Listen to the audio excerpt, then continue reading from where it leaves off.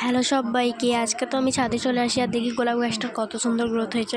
আমি কিন্তু এই গাছটাতে শুধুমাত্র জৈব সার ব্যবহার করি। কী সার ব্যবহার করি তোমরা যদি জানতে চাও আমাকে কমেন্টে বলতে পারো। আর গাছটা আমি কিছুদিন আগে কিনে এনে বসিয়েছি, খুব একটা গ্রোথ ছিল না। তো কিছুদিন আগে আমি এনে বসানোর পরে দেখি কত ছোট ছোট পাতা বেরোচ্ছে।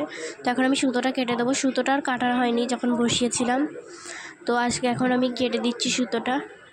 কাঁচিটা ধার না থাকার জন্য অনেক কষ্ট করে কাটতে হচ্ছে আমাকে, তো নতুন একটা কাঁচি নিতে হবে।